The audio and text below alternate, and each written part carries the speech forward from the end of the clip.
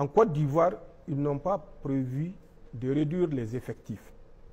La remise du 43e BIMA, c'est juste une formalité. D'accord. On vous restitue le 43e BIMA, mais les soldats français qui sont dans le 43e BIMA seront redéployés dans les autres positions occupées par l'armée française à l'intérieur du territoire ivoirien. Donc c'est ça la grande trouvaille du commandement pour l'Afrique. Mais mieux, ils ont désigné 6 pays où ils vont déployer des forces spéciales ou des forces particulières, pour ne pas dire forces spéciales. Ces 6 pays de l'Afrique, ce n'est pas moi qui le dis, hein, Oui. c'est dans le rapport que Jean-Marie Bockel a présenté le 23 octobre à Emmanuel Macron comme stratégie pour rendre les Français, militaires français invisibles en Afrique. 6 pays, notamment la Guinée, Oui. où ils ont déjà une force spéciale, le Bénin, où ils ont une force spéciale également. Ensuite, le Congo, c'est leur projet. Le Congo-Brazzaville, où ils vont déployer un contingent français. La République démocratique du Congo, ils vont également déployer un contingent français. La Mauritanie, où ils vont déployer un contingent français. Le Cameroun, où ils vont déployer un contingent français. Il faut que ça soit clair.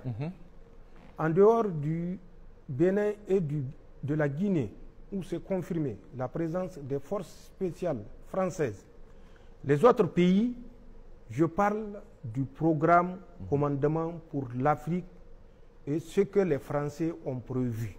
C'est un projet. Les autorités de ces pays sont au courant ou non, je n'en sais rien. D'accord. Mais voilà le redéploiement envisagé. Ensuite, pour les pays anglophones, le Ghana et le Nigeria, ils ont présentement, et c'est à travers cette cellule qu'ils sont en train de nous nuire, ce qu'ils appellent une mission de défense. Cette mission de défense va évoluer toujours conformément à la grande trouvaille en détachement de liaisons interarmées qui sera d'un effectif de 100 à 150 hommes par pays. Donc le Ghana et le Nigeria. Ce détachement de liaison interarmée aura pour mission, en cas de crise dans un pays, de servir de pont aux troupes françaises qui seront déployées dans ce pays en crise. Toujours à revenir pour jouer ce jeu de la gendarmerie nationale africaine. En dehors du Ghana et du Nigeria, où ils vont évoluer de la mission de défense en détachement de liaison interarmée, ils ont également prévu 3 autres pays qui sont la Tanzanie, la Namibie et le Botswana. Le commandement pour l'Afrique va déployer des militaires français en Tanzanie, en Namibie et au Botswana. Donc, de 4, à quoi on va aboutir? À une vingtaine de pays, où les Français vont s'installer. Est-ce qu'on peut, en toute rationalité, parler de retrait des troupes françaises? Quand en plus des 4 pays, il y a une quinzaine d'autres pays qui s'ajoutent, et qu'on nous fasse croire que la France est dans les dispositions de retirer ses forces d'Afrique, la France est dans les dispositions de laisser les pays africains s'autodéterminer, tout dépendra de notre détermination à nous imposer. Comme le disait le roi Faisal bin Abdul Aziz, Allah lui accorde sa rahama, Malheur aux faibles qui se couchent et se soumet aux forts. Ouais. Malheur aux faibles qui se couchent et se soumet aux forts. Ouais.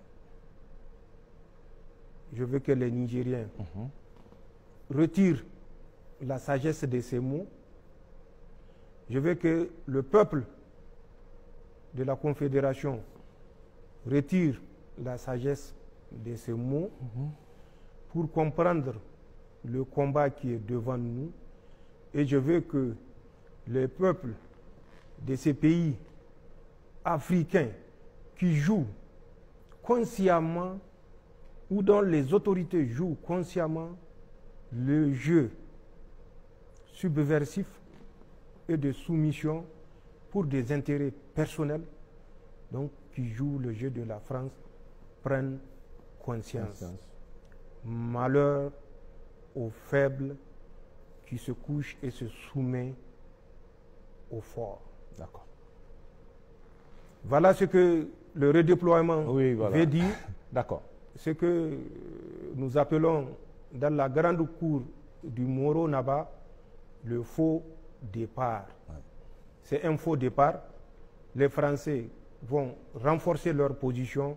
C'est l'objectif et c'est le résultat de plusieurs mois de recherche à travers ces deux officiers supérieurs, certainement qui ont fait appel à des personnes ressources. Et quand on se rappelle le général qui dit qu'ils vont certainement dans 10 ans traverser la mer pour revenir nous conquérir comme des margouillas, on peut bien comprendre que ces deux officiers, un colonel et un lieutenant-colonel, David Pawlowski et Paul Menon-Bertheux, se sont certainement inspirés de ces personnes ressources. Et c'est le cas également des fameux super agents qui disaient qu'au moment où leurs troupes se désengageaient du Niger, que c'est le moment favorable pour conduire des opérations subversives mais clandestines. Ouais. C'est à ça que nous devons nous préparer. C'est à ça que les peuples de la Confédération doivent se préparer, encore les peuples nigériens plus, puisque nous sommes ceinturés par des pays qui acceptent volontairement, avec zèle, de se soumettre au diktat français. Voilà le redéploiement français, et qui n'est pas un retrait ni un désengagement, plutôt c'est un renforcement des positions françaises en Afrique, et pour des desseins machiavéliques de 4, on passe à 20.